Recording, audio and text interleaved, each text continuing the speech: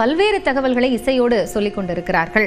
அந்த வகையில் சிந்துஜா, நம்ம இந்த கதைகள்ல நிறைய விஷயங்களை பேசும்பொழுது திரும்ப திரும்ப இந்த தீபம் ஏற்றப்படக்கூடிய நிகழ்வு அப்படிங்கிறதும் முக்கியமானதா இருக்கு. தீபம் நீண்ட நெடிய வரலாறு கொண்டதாகவும் இருக்கு. இப்போ இந்த கொப்பரையினுடைய சிறப்பு அப்படின்னு என்ன பார்க்கலாம்? அவசியமாக, அதாவது கார்த்திகை அப்படின்னாலே அது தீபம் தான். அதுவும் கார்த்திகை தீபம் என்றாலே திருவண்ணாமலை கார்த்திகை தீபத்தை பத்தி தான் நம்ம சொல்றோம் அப்படிங்கிறது விவரிக்க வேண்டாத ஒரு வாக்கியம் அல்லவா? இப்படி இந்த இந்த கொப்பரையினுடைய மகிமை மிகவும் அலாதியானது. இது நமக்கு எல்லாருக்குமே தெரியும் இது. ஆனா இவ்வளவு நுணுக்கமா கொஞ்சம் பார்ப்போம். நம்ம தூய செம்பு, இந்த கொப்பரை முழுக்க முழுக்க தூய செம்பினால பண்ணப்பட்டு ஒரு 5லேருந்து 6 அடி வரைக்கும் இந்த மேற்புற வட்டம், இந்த 3 அடி விட்டம் இதெல்லாம் இருந்து இதனுடைய வடிவம் எப்படி இருக்குன்னா மேல் நோக்கி அகன்று கீழே குறுகி அந்த அகண்டமான வடிவத்துல அத்தனையும் தாங்கணுமே அதனால இவ்வளவு அழகாக இருக்கிறது. இப்படி பல ஆண்டுகளாக ஒரே கொப்பரை தான் யூஸ் பண்ணிட்டு வந்தாங்க. ஆனா அது பழுதாகக்கூடிய சமயத்துல ஆகம விதிகளின்படி புதிய கொப்பரை பண்ணப்படும். இந்த கொப்பரை என்ன கொப்பரை, சாதாரண கொப்பரை தானே நம்ம நினைக்க முடியாது. அதுக்கு கூட ஆகம விதிமுறையின்படி தான் அந்த அடுத்த கொப்பரையை பண்ணப்பட்டு பூஜைகளுக்கு பின் தான் அது கார்த்திகை தீபத்துக்கு உபயோகப்படுத்தப்படும். இந்த கொப்பரையில் ஊற்றப்படக்கூடிய நெய்யும் அந்த திரியும் பக்தர்களுடைய காணிக்கை. ஏன்னா இது அப்படியே வாங்கி போடுறது இல்லை, இது பக்தர்களுடைய காணிக்கையாக சுமார் நமக்கு எல்லாருக்குமே தெரியும் 3500 கிலோவிற்கும் அதிகமான தூய நெய் அதில் இடப்பட்டு பக்தர்கள் காணிக்கையாக செலுத்தக்கூடிய நெய்யும் அதில் இடம்பெறும். அதே மாதிரி திரி சுமார் 1000 மீட்டருக்கு அதிகமான காடா துணியில அது பயன்படுத்தப்பட்டு இந்த கற்பூரம் தீபம் சுமார் 10 கிலோ கற்பூரம் அதில் போடுவார்கள். இப்படி சரி, இந்த கலவை தான் தொடர்ந்து எத்தனை நாள் இருக்கு அப்படின்னா 11 நாட்கள் இந்த தீபம் எரிவதற்கு ஆதாரமாக இருக்கிறது. அதுவும் நம்ம நினைச்சுப்போம் ஏதோ விளக்கேற்றணும், கொப்பரையை போடுறோம், துணி போடுறோம், கற்பூரத்தை போடுறோம், அது எரிகிறது அப்படின்னு. அது வல்ல. இந்த தீப கொப்பரை அப்படிங்கிறது ஏதோ விளக்கேற்றுவதற்காகங்கிறது இல்லை.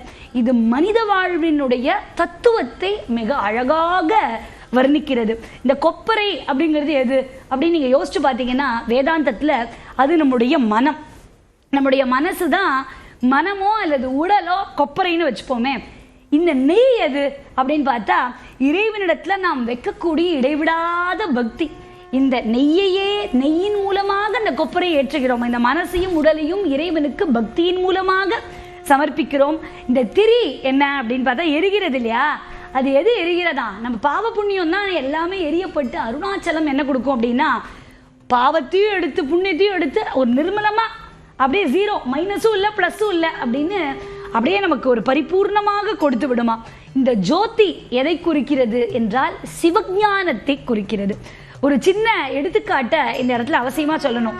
எப்படி இந்த திரியானது நெய்யில் ஊறி தீயில எரிந்து சாம்பலாகிறதோ அப்படி நம்முடைய மனசுல இருக்கக்கூடிய ஆணவம், கண்மம், மாயை இந்த எல்லா மும்மலங்களும் இந்த தீயில் பட்டு தீபத்தை பார்க்கும் மாத்திரத்தில் கணத்தில் எரிந்து நம்முடைய ஆணவம் அழிந்து நமக்கு முக்தி கிடைக்கிறது அப்படிங்கிறதான் இதனுடைய ஆதாரம். இந்த பிரம்மாண்டமான கொப்பரைய இந்த தீபத் திருவிழாவிற்காக எடுத்து செல்லக்கூடியது அப்படிங்கிறது இன்னைக்கு தான் நடந்ததா, இன்னைக்கு நடந்தது அக்கேஷன் கிடையாது. ரொம்ப காலமாக சில நாட்களுக்கு முன்னாடியே எடுத்து சொல்வார்கள்.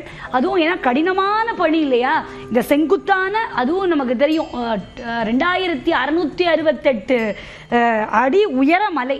அதனால இதில் எந்த விதமான நவீன இயந்திர உதவியும் இல்லாமல் இதை செய்வார்கள். அதனால இதை யார் எடுத்துக்கொண்டு போகிறார்கள் அப்படின்னா இது இவர்களுக்கு மட்டுமே உரித்தானது. பர்வதராஜ குலத்தினர் தான் இதை எடுத்துக்கொண்டு போகிறார்கள். மீனவ சமுதாய மக்கள் பக்தியுடன் இந்த பர்வதராஜ குலத்தினர் அதை பயபக்தியுடன் கோவில் ஊழியர்கள் இவர்கள் எல்லாரும் சேர்ந்து தோளில் சுமந்தபடி இதை மேலே கொண்டு போவார்கள். எப்பேற்பட்ட பெருமை அப்படின்னா பார்வதியே அவர்களுக்கு அருளி இருக்கக்கூடிய ஒரு பாங்கு. இந்த மக்கள் பர்வதராஜ குலத்தினர் தான் அதை கொண்டு போக முடியும் என்பது. இதை அவர்கள் பரம்பரையில் சிவத்தொண்டாகவே செய்து வருகிறார்கள். இந்த கொப்பரையினுடைய மகிமையிலிருந்து முக்கியமா நமக்கு என்ன கிடைக்கும் அப்படின்னா மை இல்லையா? அந்த தீபம் எரிஞ்சு முடிச்ச உடனே அதுல மை கிடைக்கும். அந்த தீபம் 11 நாட்கள் எரிந்து முடித்த பிறகு கொப்பரையின் உள்ள மிச்சம் இருக்கக்கூடிய இந்த கருகிய துண்டுகள், இந்த நெய் கசடுகள்லாம் சேகரித்து அந்த தீப மை அல்லது ரக்ஷை இது இட்டுக்கொண்டால் சர்வ பாப க்ஷயம் ஏற்படும் அப்படிங்கிறது மட்டும் இல்லை, இது கிடைக்காம நான் ஜோதியை பார்த்தேனாலும் அதே கிடைக்கும் அப்படின்னா அது எப்பேற்பட்ட ஒரு பெரிய திருவருள். அந்த மை வந்து மார்கழி மாத ஆருத்ரா தரிசனத்துல நடராஜருக்கு அதுதான் ரொம்ப முக்கியம். நம்ம இது நம்மளுடைய தர்மத்துல ஒரு இடத்துக்கும் இன்னொரு இடத்துக்கும் முடிச்சிருக்கோம் அப்படிமா. நானும் இதை சொல்லணும்னு வந்தேன். இது என்னன்னா, நம்ம காமாட்சி அம்மன் கோவிலுடைய தரிசனம் பண்ணும்போது காமாட்சிக்கு குங்குமம் கொடுப்பாங்க, நீங்க அப்படியே இட்டுக்கூடாது. அதை அதுல சைட்ல அஞ்சன காமாட்சி இருப்பா, இந்த குங்குமத்தை அங்க சாற்றி அதற்கு பிறகு எடுத்துக்கொள்ள வேண்டும் என்பது நியதி காஞ்சிபுரத்துல. அதே மாதிரி இந்த தீபமயில இருந்த ரட்சையை மார்கழி மாசம் நடைபெறக்கூடிய ஆருத்ரா தரிசனத்தின் போது நடராஜருக்கு சார்த்தப்பட்டு அதற்கு பிறகு பக்தர்களுக்கு இது கொடுக்கப்படுகிறது. இந்த மையை இட்டுக்கொண்டாலே சர்வ பாப க்ஷயம் ஏற்படும் அப்படின்னு. இப்படி இதை பற்றி ரொம்ப விரிவாக நம்முடைய புராண இதிகாசங்கள்லாம் ரொம்ப அழகாக சொல்கிறது. அதுக்கு முன்னாடி இந்த பர்வதராஜ குலத்தினர் எடுத்துக்கொண்டு வருகிறார்கள்னு பார்த்தோம் இல்லையா, இந்த புராணத்தின்படி ஏன் இவர்களுக்கு இந்த பெருமை கிடைச்சது, அந்த உரிமை கிடைச்சது, அதை ரொம்ப முக்கியமா பார்ப்போம். புராணங்களின்படி கைலாசத்துல பார்வதி தேவி விளையாட்டுக்காக சிவனுடைய கண்ணை பொத்தினா, நமக்கு தெரியும். அவ ஏதோ கணவனோட விளையாடுறதுக்காக கண்ணை பொத்தினா, ஆனா சிவபெருமானுடைய கண்ணில் தானே அண்டச்சராச்சரமும் இருக்கு. அதனால பார்வதி தேவி சிவனுக்கு ரொம்ப கோபம் வந்தது. எப்பேற்பட்ட தப்பான காரியம் பண்ணிட்டோமா, திக்குக்கள் எட்டும் சிதறி தக்க தாம் தரிகிட தாம் தரிகிட தாம் தரிகிட தாம் தரிகிட திக்குக்கள் எட்டும் சிதறி சிதறி திக்குக்கள் எட்டும் சிதற சிவபெருமான் கோபித்துக் கொண்டார். என்னமா நீ இப்படி பண்ணக்கூடாத காரியத்தை பண்ணி விட்டாயே அப்படின்னு. அப்போ பார்வதி தேவி என்ன பண்றாளா, நான் தவம் இயற்றுகிறேன்னு சொல்லி பார்வதி தேவி பர்வதராஜனுடைய மகளாக அவதரித்தாள். அப்ப இந்த பர்வதராஜனுடைய வம்சாவளியினர் தான் இந்த பர்வதராஜ குலத்தினர். அதனால அந்த பரம்பரை பேர்பட்ட பரம்பரைனா பார்வதியே வந்துதித்த பரம்பரை அல்லவா, அதனால அவர்களுக்கு இந்த ஏற்றம். அதுல ரொம்ப அழகாக சொல்லணும்னா இது தாய் வீட்டு சீதனம் அப்படின்னே இதை சொல்லலாம்.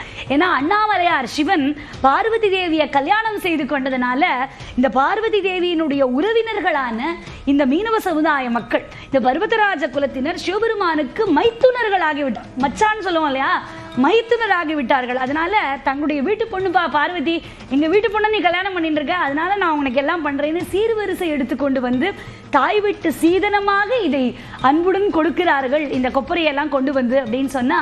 இந்த கோவில் நிர்வாகம் இவர்களுக்கு இதுக்கு வந்து என்ன செய்கிறார்கள்னா, தீபம் ஏற்றக்கூடிய காணியாட்சி அப்படின்னு சொல்லுவோம். அதாவது அந்த பரம்பரை இவர்களுக்கு மட்டும்தான் அந்த ஸ்பெஷல் ப்ரிவிலேஜ் அப்படின்னு சொல்லுவாங்க, வேற யாருக்கும் கிடையாதுன்னு அந்த காணியாட்சியை கொடுக்கிறார்கள். தீபத் திருவிழாவினுடைய இந்த முக்கியமான மற்றும் சவாலான நிகழ்வு இந்த கொப்பரையை மலைக்கு கொண்டு போகிறது. இந்த கார்த்திகை தீபத்தன்னைக்கு 10ஆம் நாள் காலை இல்லைன்னு அதுக்கு முந்தின தினம் கோவிலில் சிறப்பு பூஜைகள்லாம் பண்ணப்பட்டு இந்த கொப்பரைகள் மலையேற்றப்படும். சுமார் 2668 அடி அகலமுள்ள அந்த நீளமுள்ள அந்த மலையில இது செங்குத்தான பாதையில இதை கொண்டு போய் அண்ணாமலைக்கு அரோகரா, உண்ணாமலைக்கு அரோகரா, அண்ணாமலைக்கு அரோகராங்கிற கோஷம் பொங்க இதை அற்புதமாக செய்கிறார்கள்.